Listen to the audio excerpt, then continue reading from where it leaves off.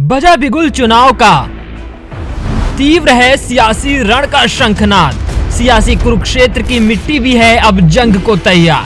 होगी यूपी के अस्तित्व के लिए कटाक्ष के तीरों की बौछार। हम बताएंगे किसकी होगी जीत और किसकी होगी हार। तो सी न्यूज भारत पर जुड़े यूपी विधानसभा चुनाव की महक कवरेज से।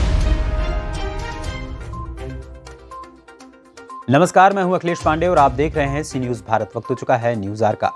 कासगंज उत्तर प्रदेश में विधानसभा का चुनाव शुरू हो चुका है, जिसको लेकर पहले चरण का मतदान बीते 10 फरवरी को हो चुका है।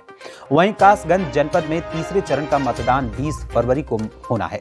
इसी के चलते आज भारतीय जनता पार्टी द्वारा कासगंज जनपद की पटियाली विधानसभा 102 के दरियागंज स्थित फायर स्टेशन के सामने मैदान में देश के प्रधानमंत्री व प्रदेश के मुख्यमंत्री की चुनावी सभा का आयोजन किया गया। आपको बता दें कि 53 वर्ष बाद कासगंज जनपद में देश के प्रधानमंत्री ने चुनावी रैली को संबोधित किया। इससे पूर्व देश की तत्कालीन प्रधानमंत्री इंदिरा गांधी ने चुनावी रैली को संबोधित किया था। कासगंज में पहुंचे प्रधानमंत्री नरेंद्र मोदी ने कहा कि मेरी नजर जहां तक पहुंच रही है, लोग ही लोग नजर आ रहे हैं। इस मौके पर उन्होंने विलंब से आने के लिए क्षमा भी मांगी और कहा कि इसके बावजूद भी आप लोग जिस प्यार से मुझे आशीर्वाद देने आए हैं वह मेरे लिए अविस्मरणीय है। वहीं पीएम मोदी ने कहा कि जब कासगंज आया हूं तो बाबूजी की याद आना स्वाभाविक है। कल्याण सिंह का मेरे जीवन में बहुत योगदान रहा। उनका कासगंज में जितना साथ रहा, उनकी प्रेरणा से भाजपा निरंतर गरीबों की, पिछड़ों की सेवा कर रही है। साथियों, कल यूपी में पहले चरण का मतदान पूरा हुआ। वहीं लोगों ने भारी संख्या में घरों से निकलकर यूपी को सुरक्षित रखने के लिए, विकास के लिए कमल को वोट दिया। बता दें कि पीएम नरेंद्र मोदी के आगमन से पहले सीएम योगी आदित्यनाथ ने मंच संभाल और सीएम योगी आदित्यनाथ ने इस दौरान अपनी सरकार के काम को गिनाने के साथ विपक्षी दलों पर जमकर हमला बोला। आपको बता दें कि मंच पर कासगंज के साथ एटा, बदायूं तथा फर्रुखाबाद से चुनावी मैदान में उतरने वाले प्रत्याशी भी थे।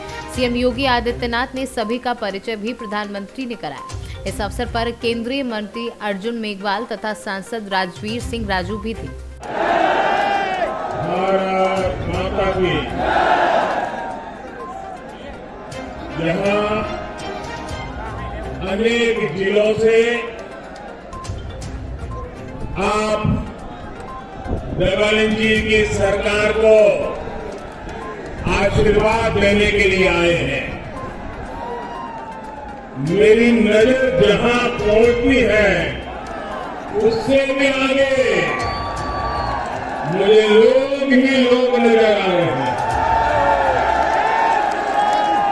मैं सबसे पहले तो आपकी क्षमा चाहता हूं कि मुझे में आने में विलंब हो गया। आज उत्तराखंड में मेरा सुबह कार्यक्रम था और इतनी बड़ी जबरदस्त भीड़ थी, इतना बड़ा उत्साह का वातावरण था, तो मैं बोलता ही गया। मुझे समय का ध्यान ही नहीं रहा और इसके कारण मैं लेट हो गया, तो मैं आप सबकी क्षमा चाहता हूं। लेकिन इसके बावजूद इन परिवार वालियों ने अपना घर, अपनी तिजोरी तो भरी, लेकिन कभी गरीब की चिंता नहीं की। गरीब का जीवन आसान बने ये लोग न पहले चाहते थे और न आज चाहते हैं। ये अफवाह फैलाने वाली प्रवृत्ति वाले परिवार वाली पूरी कोशिश कर रहे थे कि कोरोना का मुफ्त टीका गरीब परिवार को न लगे, लेकिन गरीबों की सरकार ने गरीबों की जिंदगी को सुधारने के लिए, उनके जीवन में विश्वास पैदा करने के लिए पल पल गरीबों की चिंता करने वाली इस डबल इंजन की सरकार ने उनके इस इरादों को सफल नहीं होने दिया। ये लोग गरीबों के अस्पतालों के नाम पर, स्वास्थ्य सेवा के नाम पर घोटाले करते थे। लंबा इतिहास आप जानते हैं। लेकिन योगी जी की सरकार ने अस्पताल और मेडिकल कॉलेज का जाल बिछा दिया है। मेरा सौभाग्य था एक साथ 9 मेडिकल कॉलेज का उद्घाटन करने का मुझे मौका मिला। ये हिंदुस्तान में कभी नहीं हुआ है जो योगी जी की सरकार में हो रहा है।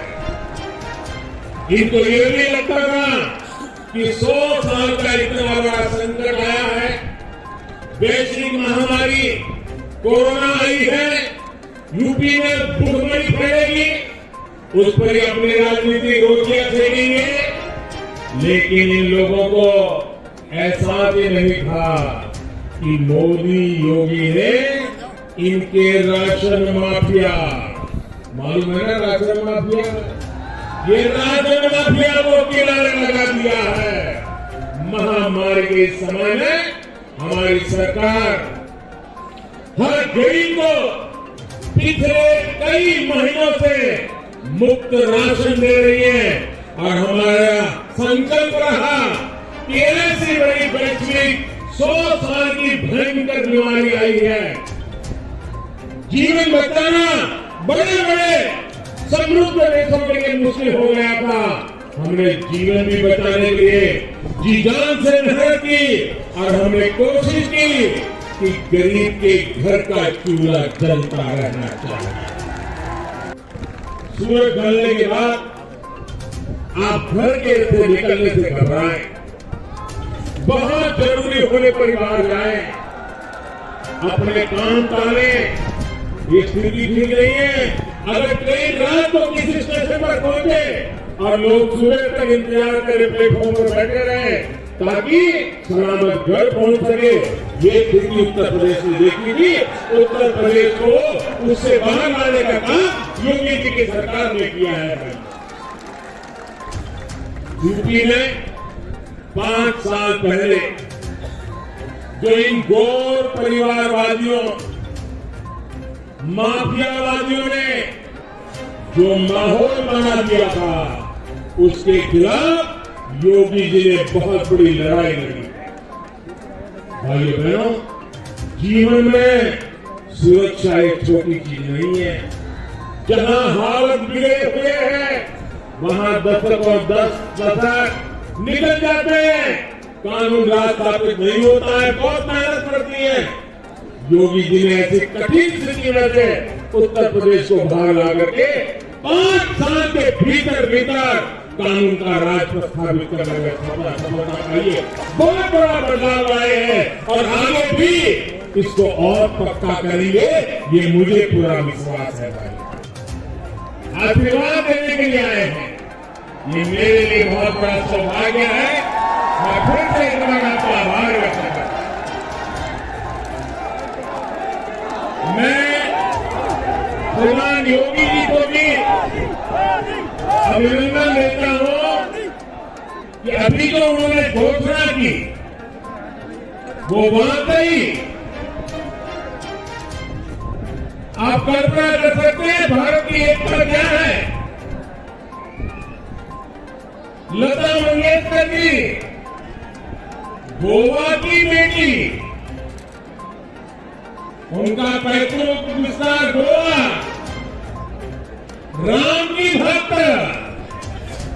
राम से जुड़े भजनों को अमर कर दिया।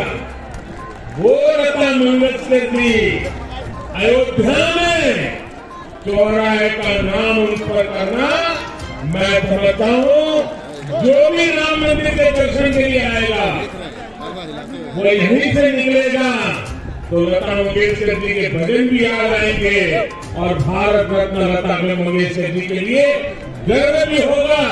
और दूसरा, योगी जी का जो फिल्म सिटी बनाने का सपना है, युवाओं को फिल्म जगत में अवसर मिले, इसके लिए लता मंगेशकर एकेडमी बना करके परफॉर्मेंस के लिए, गीत संगीत के लिए नई पीढ़ी को तैयार करने का काम वो किया है। योगी जी, आपको, आपकी सरकार को और उत्तर प्रदेश भारतीय जनता पार्टी को मैं बहुत बहुत बधाई देता हूं आपके निर्णय के लिए। एटा, फर्रुखाबाद, हाथरस, फिरोजाबाद और बरेली के अनेक स्थानों से भी तकनीक के माध्यम से वर्चुअली जुड़े हमारे सभी भाइयों बहनों को भी आज मैं यहां से प्रणाम करता हूं, नमस्कार करता हूं। यहां मेरे नौजवानों से विनती है, मैं आपकी तरफ देख करके बोलूंगा, चिंता मत कीजिए, लेकिन आगे आने की कोशिश मत कीजिए, जगह ही नहीं है, बिना कारण किसी को नुकसान हो जाएगा। इसलिए आप लोग खड़े रहिए, मैं मेरा भरपूर प्यार आपकी तरफ है, चिंता मत कीजिए।